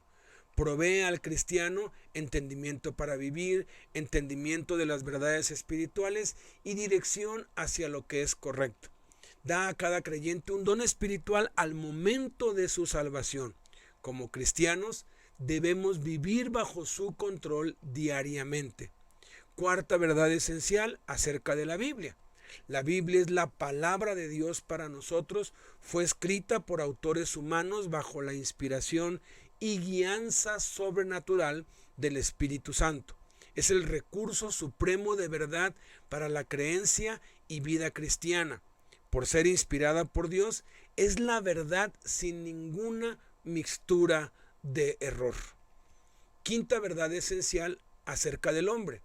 El hombre es creado a la imagen espiritual de Dios para ser como Dios en carácter, y es el objeto supremo de la creación de Dios. Aunque tiene tremendo potencial para el bien, nace con la tendencia de desobedecer a Dios, pecado. El pecado separa a las personas de Dios y causa muchos problemas en la vida. Sexta verdad esencial acerca de la salvación. Es el regalo de Dios para nosotros, pero es necesario aceptarlo. No podemos compensar por nuestros pecados por medio de las buenas obras o mejoramiento personal. Solo al confiar en que Jesús es la oferta de Dios para el perdón de nuestros pecados, podemos ser salvos de la penalidad del pecado.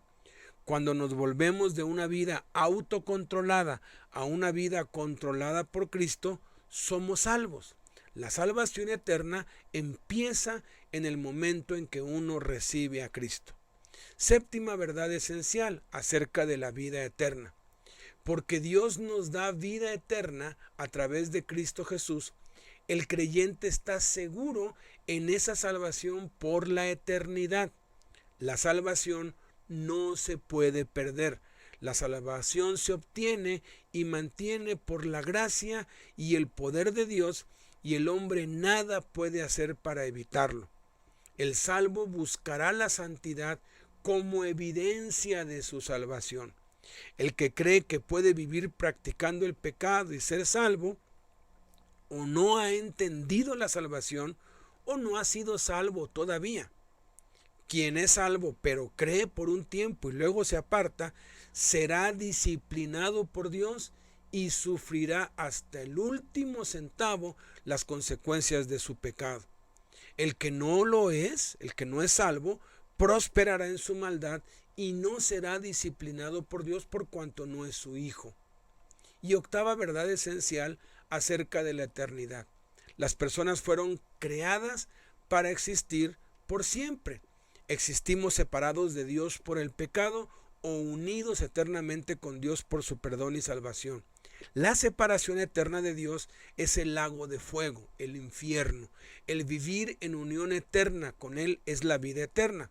El cielo y el lago de fuego eterno, el infierno, son lugares reales para una existencia eterna. Veamos ahora nuestro estilo de vida, lo que practicamos. Este mensaje se titula Los 7 hábitos de una vida consagrada a Dios. Debería escribir cada uno de ellos y preguntarse, ¿soy una persona consagrada a Dios? El primer hábito es una vida de oración. Uno de mis pasajes favoritos, muy sencillo, está en Marcos, capítulo 1, cuando los discípulos nunca entendieron esto del todo, pero dice la Biblia en Marcos 1:35, levantándose muy de mañana, siendo aún muy oscuro, salió y se fue a un lugar desierto y allí oraba. Asimismo, por ejemplo, en Lucas capítulo 4, versículo 42, cuando ya era de día, salió y se fue a un lugar desierto, y la gente le buscaba, y llegando a donde estaba, le detenían para que no se fuera de ellos. Pero él les dijo, es necesario que anuncie el evangelio, etc. Ahora, una vida de oración no se refiere a orar de vez en cuando. Se refiere a sentir cada día la necesidad, el deseo, el gozo y el gran poder que viene de orar, hablar con el Padre. Es decir, debe ser un hábito, algo que recurre en nuestra vida, no solo cuando estamos en aprietos, en necesidad, sino porque amamos a Dios y estamos agradecidos por quien es Él y lo que hace en nuestra vida. Si lo piensa, es la actividad más importante de nuestra vida. Necesitamos tener una vida de oración. Luego, el segundo hábito es tener fe o confianza en Dios, la palabra que mejor le guste. Me encanta el Salmo 103, versículo 19. Dice la Biblia, Jehová estableció en los cielos su trono y su reino domina sobre todos. Pensemos en lo que significa ese versículo. Si Dios Todopoderoso ha establecido su trono en los cielos, preste mucha atención, su soberanía, o sea, su poder divino, sobrenatural, omnisciente, domina sobre todo. ¿Qué hace eso? Nos da una gran base para creer en Él. Al saber que Dios está a cargo, no importa lo que suceda, ni cómo, ni mediante quién, ni por la razón que sea, sé que Dios tiene las riendas y puedo confiar en Él para lo que sea que permita en la vida. Creo que es un versículo muy importante porque si no confiamos en Dios, si no confiamos, no oraremos. Debemos hacernos la pregunta, pues, ¿dónde está la confianza en mi vida espiritual? Fíate de Jehová de todo tu corazón y no te apoyes en tu propia prudencia. Reconócelo en todos tus caminos y Él enderezará tus veredas. Cito ese versículo muy a menudo porque es fundamental. Cuando confiamos en Dios, ¿qué sucede? Se afianza nuestra comunión con Dios, lo que significa que tenemos una relación con Él. No tengo que presentármele. Una relación estrecha con alguien significa cercanía, no solo en afecto, sino en mentalidad.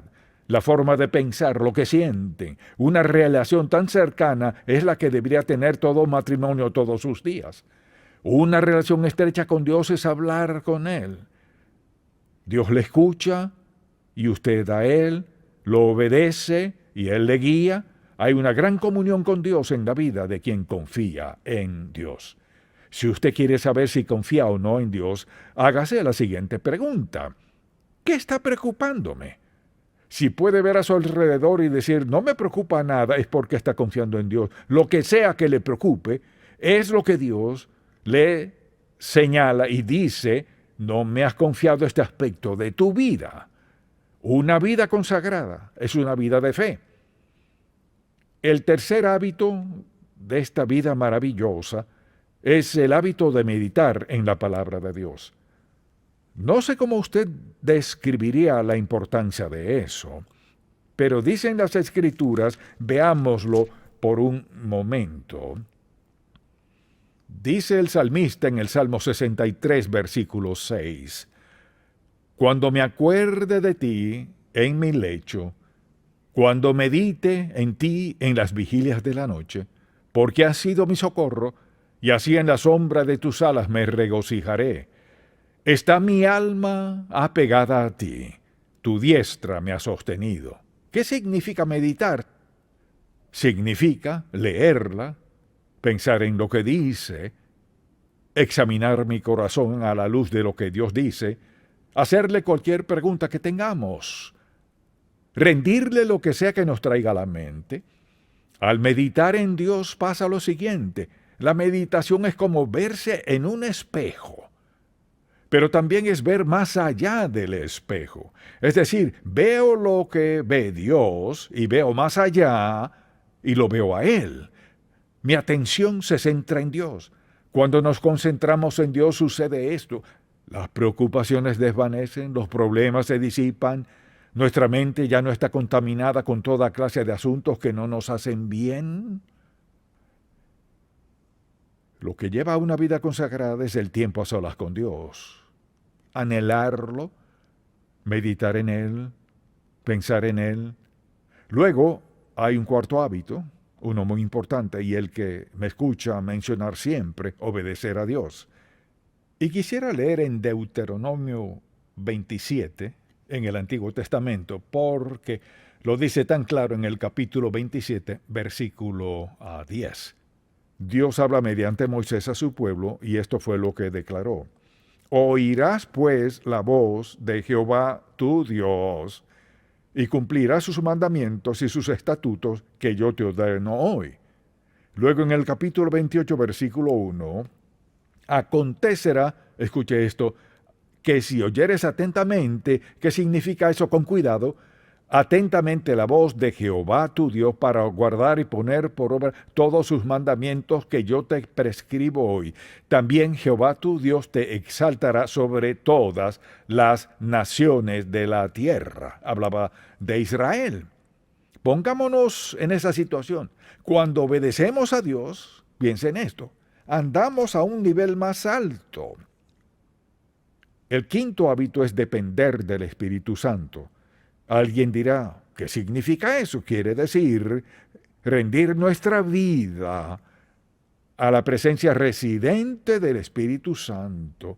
Recuerda lo que les dijo Jesús a sus discípulos: siéntense a esperar en Jerusalén hasta que sean investidos, o sea, hasta que el Espíritu Santo venga a sus vidas, y al hacerlo estarán listos para hacer lo que les he encomendado. Así que le he dado varios pasajes, algunos ya los conoce, quizás otros no, pero en Efesios 5 recordará lo que dice la Biblia en este pasaje en particular. Veamos el versículo 18. Dice así: no os embriaguéis con vino, en lo cual hay disolución, antes bien sed llenos del Espíritu.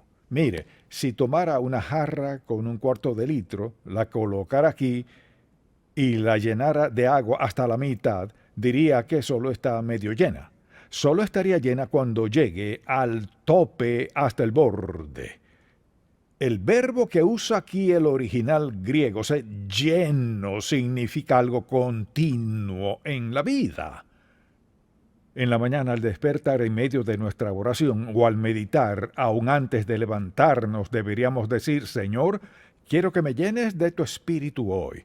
Eso significa, Jesucristo les dijo a sus discípulos en Lucas, que antes de que hicieran lo que les había encomendado, que esperaran en la ciudad de Jerusalén hasta que fueran investidos, hasta que viniera sobre ellos el Espíritu Santo, por la sencilla razón de que no están preparados para hacer lo que les ha encomendado sin la presencia del Espíritu Santo, quien les dará poder. Él les facultará, les enseñará, les dará guía y dirección para cumplir el llamado que les ha dado. Hay un sexto, que es dar a Dios y a otros. En el sexto capítulo de Lucas, es un capítulo muy conocido, recordemos lo que dice: dad y se os dará medida buena. Escuche lo que dice: apretada, remecida y rebosando darán en vuestro regazo, porque con la misma medida con que medís, os volverán a medir. Toda mi vida nunca he dado solo el diezmo, nunca. Por la sencilla razón que aprendí desde muy joven que no podemos superar a Dios en generosidad. Segundo, mucha atención, ni siquiera podemos predecir lo que necesitaremos. Y si no podemos predecirlo, ¿cómo pues nos encargaremos de todo eso? Si ofrendamos a Dios y confiamos en que hará justo lo que prometió, así que debemos preguntarnos, ¿será este uno de los hábitos en mi vida? La Biblia dice que Dios ama al dador alegre. Si Él ama al dador alegre, ¿qué de aquellos que son avaros, quienes no dan a Dios? Le diré por qué eso no agrada a Dios, porque dice, puedo hacerlo sin Dios, puedo encargarme, puedo manejarlo, no necesito que Dios maneje mi dinero. Piensen cuán insensato es eso. Su dinero podría quemarse de la noche a la mañana. La situación podría ser que lo pierda todo en un día, pero preste mucha atención. Nunca estará en una situación en la que no tenga nada, porque tiene a Dios dentro de usted y todo lo que necesita, Dios ha prometido proveerlo. Daré un séptimo hábito, y es uno muy importante, es el hábito de perdonar a otros. Un pasaje muy claro está en Efesios capítulo 4. Muchos lo hemos leído antes, pero es la verdad, y lo leemos una y otra vez. Escuche lo que dice la Biblia.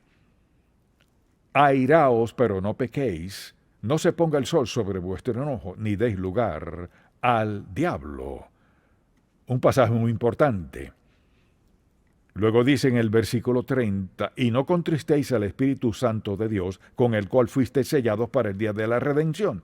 Luego en el 31, quítense de vosotros toda amargura, enojo, ira, gritería y maledicencia y toda malicia. Antes sed benignos unos con otros, misericordiosos, perdonando unos a otros, como Dios también os perdonó a vosotros en Cristo. No siempre es fácil, no. A veces es difícil perdonar a otras personas que nos hayan hecho ciertas cosas. Creo que una de las peores situaciones es ser traicionado. Cuando uno ha confiado en verdad en alguien, se ha esmerado en ayudarle y luego le traicionan. Hacen lo último que uno habría imaginado que harían en la vida. Pero debemos perdonar. ¡Qué vida tan maravillosa tiene por delante! Y espero que lo haga. Padre, te amamos, te alabamos y te agradecemos por tu palabra desde Génesis hasta el último versículo de Apocalipsis. Hoy te pedimos que nos des sabiduría para reconocer que con estos 7 hábitos todo lo demás cobrará sentido. Que abramos la puerta a tus mejores bendiciones. Las creencias no son nada a menos que sean transformadas en acciones. Basados en lo que la Biblia enseña, practicamos y vivimos lo siguiente. Primero, la Biblia es nuestra única autoridad. Segunda de Timoteo 3:16 dice: la Biblia entera nos fue dada por inspiración de Dios y es útil para enseñarnos la verdad, hacernos comprender las faltas cometidas en la vida y ayudarnos a llevar una vida recta. Dependemos de la Biblia y la aceptamos como nuestro manual para vivir. Nuestra primera pregunta al enfrentar una decisión es: ¿Qué dice la Biblia al respecto? ¿Practicamos la lectura de la Biblia diaria, el estudio, la memorización de la Biblia, el escribir la Biblia? La Biblia es la base para todo lo que creemos. Segunda cosa que practicamos, la autonomía de la iglesia en casa. Colosenses 1:18 dice: Cristo es la cabeza del cuerpo, que es la iglesia, el que es el principio, fue el primero en resucitar para tener así el primer puesto en todo. Cristo, y no una persona, grupo u organización religiosa, es la cabeza formal de la iglesia. Aunque reconocemos el valor de asociarnos y cooperar con otros grupos cristianos, creemos que cada iglesia en casa debe tener gobierno propio y ser independiente de cualquier control denominacional. Instamos a la congregación a determinar su propia estrategia, estructura y estilo. Tercera cosa que practicamos de nuestro estilo de vida, el sacerdocio de cada creyente. Apocalipsis 1:6 dice que Jesucristo, cuando murió en la cruz, nos hizo reyes y sacerdotes para Dios su Padre. En 1 de Pedro 2:9 dice: pero ustedes son pueblo escogido, real sacerdocio, nación santa, pueblo que pertenece a Dios, para que proclamen las virtudes de aquel que los llamó de la oscuridad a su luz maravillosa. La Biblia nos enseña que cada creyente es llamado para el servicio cristiano de tiempo completo, sin importar su vocación. Practicamos la verdad de que cada creyente es un ministro al instar a nuestros miembros a que encuentren un lugar de ministerio en la iglesia y la comunidad, hospitales, cárceles, casas hogar, orfanatorios, niños de la calle, etc. Cada creyente tiene acceso directo a Dios a través de la oración y la lectura de la Biblia. Cuarta cosa que practicamos, los diezmos y las ofrendas. Levítico 27:30 dice: el diezmo de todo lo que produzco pertenece al Señor. Primera de Corintios 16:2 dice: cada primer día de la semana cada uno de ustedes ponga aparte algo. En la iglesia en casa practicamos el diezmar para el sustento de los líderes y la obra misionera, y el ofrendar para el mantenimiento de la iglesia como Dios manda. Reconocemos que dar el 10% de nuestros ingresos es el mandato bíblico para dar, y ofrendamos lo que proponemos en el corazón. Quinta cosa que practicamos, el bautismo por inmersión. Colosenses 2:12 dice: al ser bautizados, ustedes fueron sepultados con Cristo y fueron también resucitados con Él. Practicamos el bautismo en la manera en que Cristo fue bautizado y como la Biblia manda a todos los discípulos o aprendices, sean hombres o mujeres. Sexto estilo de vida que practicamos, orar, vivir guiados por el Espíritu. Juan 15:15, Jesús dijo: yo soy la vid y ustedes los pámpanos, el que permanece en mí y yo en él, este lleva mucho fruto, porque separados de mí nada pueden hacer. Creemos que la única manera posible para vivir una vida cristiana es a través del poder de Dios en nosotros. Procuramos una vida diaria de oración, dependiendo de Dios y su Espíritu para ayudarnos a ser santos. Y séptima cosa que practicamos, hablar a otros de Cristo. Primera de Pedro 3:15 dice: estén siempre preparados para presentar defensa con mansedumbre y reverencia ante todo el que les demande razón de la esperanza que hay en ustedes. Es la responsabilidad de cada cristiano el compartir las buenas nuevas con aquellas personas con quienes Dios nos trae en contacto, y diariamente el compartir personalmente acerca de Cristo e invitar amigos a la iglesia. Instrucciones. A continuación vienen las 4 acciones de amor del discípulo. Aplica. Memoriza. Ora. Resuelve. Si una enseñanza no se pone en práctica, es infructuosa y no lleva fruto en quien la recibe. Si ya realizaste estas 4 acciones de amor, termina el video aquí. Si aún no las realizas, continúa con el video. Aplica. La fe viene por el oír, pero la convicción viene al comprobar uno mismo la verdad. Escribe en una hoja aparte 2 o más versículos acerca de cada una de las 8 creencias esenciales para que las compruebes por ti mismo. Pausa el video y reprodúcelo cuando hayas completado la tarea. Memoriza. Primera de Juan 5:20. Aplica las acciones escudo. Pero sabemos que el Hijo de Dios ha venido, y nos ha dado entendimiento para conocer al que es verdadero, y estamos en el verdadero, en su Hijo Jesucristo. Este es el verdadero Dios, y la vida eterna. Pausa el video y reprodúcelo cuando hayas completado la tarea. Ora. Transcribe la siguiente oración y agrega algo personal. Padre, decido creer en las verdades de tu palabra, vivir de acuerdo a lo que creo y amar y orar por los que no creen o están desviados. Pausa el video y reprodúcelo cuando hayas completado la tarea. Resuelve. 1. Escribiste en una hoja aparte 2 o más versículos acerca de cada una de los 8 creencias esenciales. A. Sí. B. No. 2. Aplicaste las acciones escudo con 1 de Juan 5:20. A. Sí. B. No. 3. Escribiste la oración y agregaste algo personal. A. Sí. B. No. Selecciona la opción correcta de acuerdo a lo aprendido en la lección. Aun cuando en algunas preguntas todas las opciones son correctas, selecciona la correcta con base a la lección. 4. Que producirán una gran iglesia y un gran cristiano. A. Un gran compromiso a la Biblia. B. Un gran compromiso a los mandamientos de la Biblia. C. Un gran compromiso a la iglesia. D. Un gran compromiso a los mandamientos de Jesús.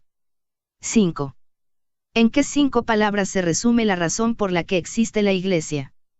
A. Adoración, evangelismo, discipulado, compañerismo, misiones. B. Adoración, evangelismo, discipulado, compañerismo, ministerio. C. Adoración, espiritualidad, discipulado, compañerismo, ministerio. D. Oración, evangelismo, discipulado, compañerismo, ministerio. 6. ¿Por qué 3 razones la iglesia nunca debe dejar de crecer? A. Porque Dios ama a la gente, Dios lo ordena y es la misión de la iglesia. B. Porque Dios envió a Jesús, Dios lo ordena y es la voluntad de Dios. C. Porque Dios ama a la gente, Dios lo ordena y es la voluntad de Dios.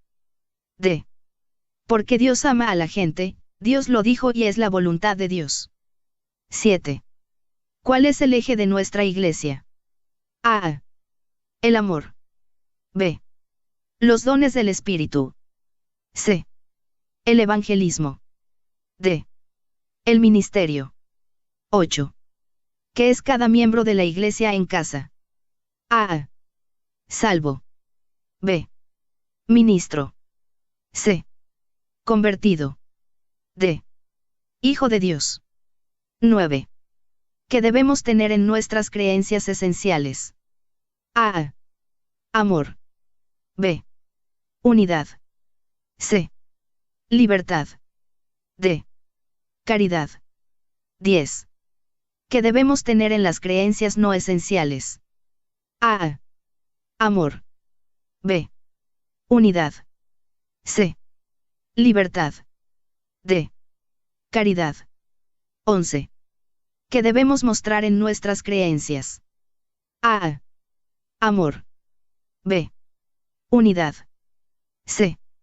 Libertad. D. Caridad. 12. La salvación no se puede perder. ¿Qué buscará el salvo como evidencia de que en verdad es salvo? A. El amor. B. El testificar. C. La santidad.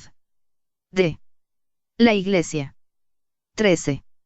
¿Cuál es la única autoridad que determina nuestro estilo de vida? A. La Biblia. B. La iglesia. C. La doctrina. D. El credo. Al terminar el video con las 4 acciones de amor del discípulo, aplica, memoriza, ora, resuelve, envía tus respuestas por WhatsApp a quien te envió este enlace. Escribe tu nombre y a continuación solamente las letras de tus respuestas. Por ejemplo, 1A, 2A, 3B, 4A, 5B, 6D, etcétera, conforme a lo que respondiste cuando contestaste cada una de las preguntas de las 4 acciones de amor del discípulo. O envíalo por email al correo cursosaudiovisualesfe@gmail.com. Envía la misma información y recibirás tu evaluación por el mismo medio. Si estás tomando este curso de manera presencial en un video, entonces entrega la hoja al instructor. Y si lo estás tomando en línea, tómale foto a tu hoja y envíasela al instructor como él te lo indique.